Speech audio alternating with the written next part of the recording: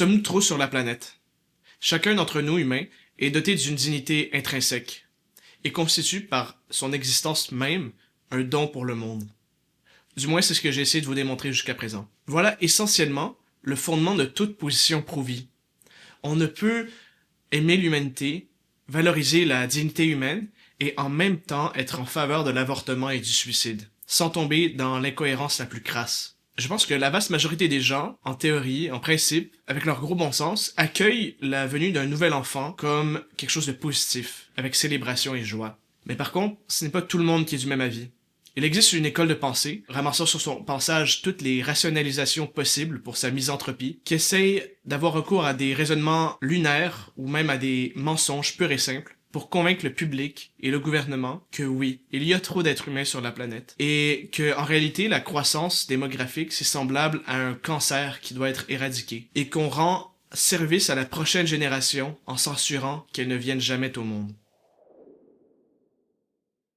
L'idéologie du contrôle de population est fondée sur des thèses dites malthusiennes, c'est-à-dire qu'elle puise dans la doctrine de l'économiste britannique Thomas Malthus au 18e et 19e siècle, qui avait remarqué à son époque que la population humaine avait la capacité de croître beaucoup plus rapidement que la production de nourriture. Donc, sans pour autant verser dans le catastrophisme, il s'inquiétait de l'avenir de l'Europe, qui était à ce moment-là au seuil de la révolution industrielle et d'une révolution démographique. Les années 60 ont vu un retour de cette inquiétude, à part de ça avec sensationnalisme. En 1968, Paul et Anne Ehrlich ont publié un livre qui va devenir emblématique dans le mouvement pro-contrôle de population, The Population Bomb. Et voici le prologue du livre, qui se passe de tout commentaire, tellement l'intention de l'auteur est claire. La bataille pour nourrir toute l'humanité est terminée. Dans les années 1970, le monde connaîtra des famines. Des centaines de millions de personnes vont mourir de faim, malgré tous les programmes d'urgence qui seront lancés maintenant. À ce stade avancé, rien ne peut empêcher une augmentation substantielle du taux de mortalité mondiale, bien que de nombreuses vies puissent être sauvées grâce à des programmes dramatiques visant à étirer la capacité de la Terre à soutenir des populations en augmentant la production alimentaire. Mais ces programmes ne fourniront qu'un répit temporaire, à moins qu'ils ne soient accompagnés d'efforts déterminés et réussis de contrôle de population. Le contrôle de la population et la régulation consciente du nombre d'êtres humains afin de répondre non seulement aux besoins de familles individuelles, mais de la société dans son ensemble. Rien ne pourrait être plus trompeur pour nos enfants que notre société prospère actuelle. Ils hériteront d'un monde totalement différent, un monde dans lequel les normes, la politique et l'économie des années 1960 sont révolues. En tant que nation la plus puissante du monde aujourd'hui et son plus grand consommateur, les États-Unis ne peuvent pas rester isolés. Nous sommes aujourd'hui impliqués dans des événements conduisant à la famine. Demain, nous pourrions être détruits par ces conséquences. Notre position exige que nous prenions des mesures immédiates chez nous et que nous promouvions des actions efficaces à l'échelle mondiale.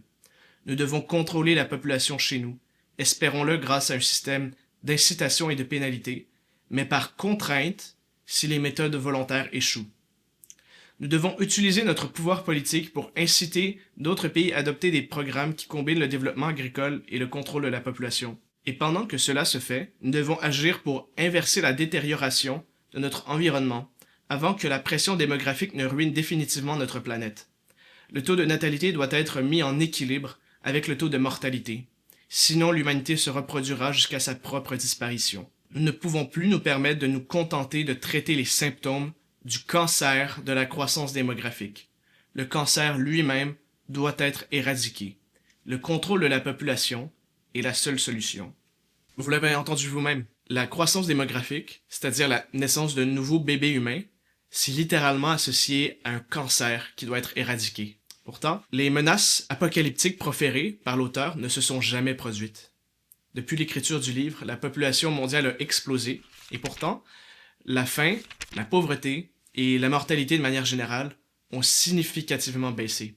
Non seulement ces prédictions néo-malthusiennes se seront avérées complètement fausses, mais elles auront occasionné sur leur passage de nombreuses violations des droits humains, comme les avortements et les stérilisations forcées en Inde et en Chine. C'est en effet la base du contrôle forcé des naissances par les régimes autoritaires et une des rationalisations pour le massacre continué de millions et de millions d'enfants non encore nés à travers l'avortement. Pourquoi alors cette notion néo-malthusienne reste-t-elle aussi ancrée dans les mentalités? Comment se fait qu'une thèse qui a été autant de fois montrée comme fausse continue à prospérer dans l'imaginaire collectif? Je pense que une des raisons pour le maintien continu de cette thèse dans l'esprit du public, c'est que c'est devenu en quelque sorte une base doctrinale de l'attitude de notre société face à la reproduction et à la famille. C'est devenu une sorte de présupposition par laquelle on est arrivé à justifier un certain laxisme moral. Un laxisme moral qui est confortable et qui demanderait trop d'énergie, voire de sacrifice à être remis en question. Pourtant, cette remise en question, elle doit absolument se faire.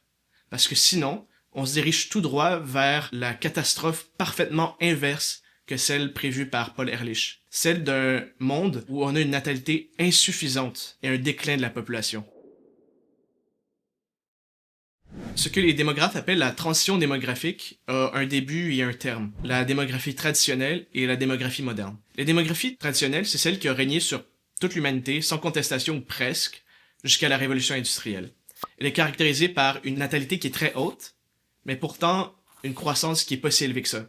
Pourquoi? Parce que la mortalité, particulièrement la mortalité infantile, est très élevée aussi. En effet, à travers l'histoire, une quantité presque inimaginable d'enfants sont morts dans les premières années de leur vie. On se rend pas compte, mais la vie de la majorité des êtres humains, jusqu'à assez récemment, était particulièrement dangereuse et difficile. Ce qui fait que se rendre à l'adolescence était un privilège. Mais malgré tout, la démographie traditionnelle est caractérisée par une population assez jeune, une pyramide des âges assez symétrique. Prenons l'exemple du Québec. À la fin du 19e siècle, les Canadiens français, de façon assez réputée, ont énormément d'enfants. Mais en correspondance, la mortalité infantile est assez effroyable. En 1899, à Montréal, on enregistre 7700 naissances et 2000 morts, ce qui fait un taux de mortalité de 26%. Et à Québec, 1300 naissances et 660 morts, ce qui a un taux de mortalité de 50%. La raison pour cette mortalité aussi élevée est souvent attribuée à un manque d'hygiène, à un manque de connaissance des jeunes parents par rapport à l'hygiène. Il faut savoir aussi que la mortalité infantile chez les Canadiens français, dans les grandes villes, à l'époque, était particulièrement élevée. C'est pas nécessairement représentatif de toutes les sociétés à travers l'histoire, mais c'est quand même un exemple frappant de démographie traditionnelle, où la mortalité est très élevée et la natalité est très élevée aussi. La démographie moderne, comme on l'a vu, elle arrive au terme de la transition. Elle est caractérisée par une natalité qui est très basse, mais par une mortalité qui a énormément baissé aussi. Dans cette démographie-là, la population est vieillissante et ultimement déclinante. Pourquoi? Parce que pour maintenir la population, il faut un indice synthétique de fécondité d'au moins 2,1 enfants par femme. La démographie moderne, généralement, se stabilise largement en dessous de ce taux de remplacement. Si une société n'arrive pas à atteindre le taux de remplacement, alors éventuellement, elle va atteindre un solde négatif, c'est-à-dire qu'il y aura plus de morts que de naissances sur son territoire. On peut repousser cette date-là en augmentant l'espérance de vie, mais la réalité inexorable demeure. La vieille génération va mourir éventuellement, ça prend une jeune génération qui va la remplacer. C'est une simple question de mathématiques. Beaucoup de pays avec la démographie déclinante décident d'avoir recours à l'immigration de masse pour compenser. Cependant, c'est pas une solution long terme. Parce que comme on va le voir, la transition démographique, c'est un phénomène qui est mondial.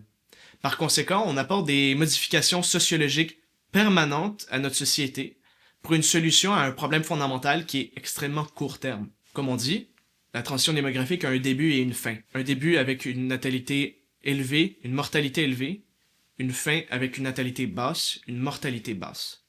Qu'est-ce qui arrive entre les deux? La mortalité baisse en premier, et rapidement. Il y a des innovations sur le plan de l'hygiène et de la médecine, on parle de la pasteurisation et du vaccin par exemple, qui mènent à une chute rapide de la mortalité infantile. Mais en même temps, les gens continuent à avoir beaucoup d'enfants. Donc les femmes continuent à avoir 4, 5, 6 enfants, mais contrairement à avant, les enfants ils survivent, se rendent à l'âge adulte et eux aussi ont beaucoup d'enfants. En quelques années, la population explose et augmente beaucoup plus que dans toute l'histoire humaine. Mais éventuellement, la natalité elle aussi elle se met à baisser. Elle rejoint la mortalité. Pourquoi?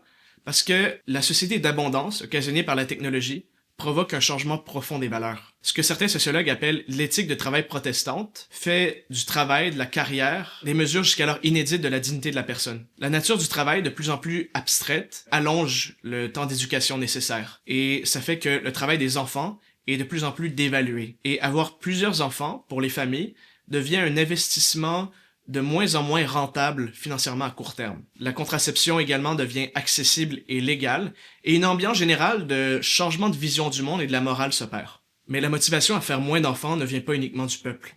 Une certaine classe dirigeante, des dirigeants de pays et des grands patrons capitalistes voient l'opportunité d'un dividende démographique, c'est-à-dire d'une croissance économique occasionnée par le ralentissement des naissances. Un exemple assez frappant de ça, c'est la Corée du Sud dans les années 60 sous le dictateur Park Chung-hee, qui a vu dans le ralentissement des naissances la solution à la pauvreté de son pays. En effet, réduire le nombre d'enfants allait permettre à plus de femmes d'entrer le marché du travail et à débloquer des fonds de l'éducation des enfants au développement des industries. Avec l'aide de grandes fondations philanthropes comme Ford et Rockefeller, le gouvernement coréen a réussi à infiltrer les communautés locales de la Corée du Sud pour encourager la contraception, la stérilisation et l'avortement. Le moins qu'on puisse dire, c'est que initialement ça a été un succès. La Corée du Sud est passée de l'un des pays les plus pauvres au monde à l'un des pays les plus riches. Par contre, sa natalité avant ça dynamique est devenue la plus basse au monde. Aujourd'hui, elle atteint un ISF catastrophique de 0,79 enfants par femme, sans que le gouvernement coréen semble être en mesure de faire quoi que ce soit pour se tirer du gouffre. C'est un véritable effondrement de la société qui arrive à toute vitesse. L'exemple de la Corée du Sud est extrême, mais le même principe s'applique à presque tous les pays développés. À titre comparatif, au Québec, une société qui auparavant faisait énormément d'enfants, en 2023, l'ISF était de 1,38 enfants par femme, ce qui est aussi largement insuffisant. Presque tous les pays qui ont complété leur transition démographique se sont stabilisés en dessous du taux de remplacement. Et les pays qui sont pas encore là s'y dirigent. Même l'Afrique subsaharienne, la région du monde avec la croissance démographique la plus rapide, est en ralentissement depuis plusieurs années. Et selon certaines projections, avant la fin du 21e siècle, ils seront à peine au-dessus du taux de remplacement. En d'autres mots, la transition démographique, qui est un phénomène qui au départ provoque une augmentation exponentielle de la population, mais qui se termine par un solde naturel négatif et un déclin de la population, est un phénomène mondial, auquel personne ne semble être capable d'échapper. Et si on projette vers l'avenir, elle va causer la disparition de l'humanité. Mais quelle est la solution? En réalité, il n'y a aucune société qui, jusqu'à maintenant, a été en mesure de trouver une solution, de réconcilier de façon durable la modernité et la famille. Comme si c'était deux forces contradictoires qui n'ont pas été en mesure de trouver leur synthèse nécessaire. L'enjeu du siècle alors, ce n'est pas, mais alors pas du tout, de limiter la croissance démographique hors de contrôle. Au contraire, c'est de ramener les valeurs familiales et d'essayer de convaincre les jeunes générations à se marier et à avoir des enfants. C'est résoudre l'incompatibilité apparente entre notre système de valeurs, notre mode de vie et le fait de fonder une famille. Réparer la relation entre les sexes. Redéfinir la façon de voir la carrière et l'université, et redécouvrir la morale sexuelle. Voilà notre bataille du siècle.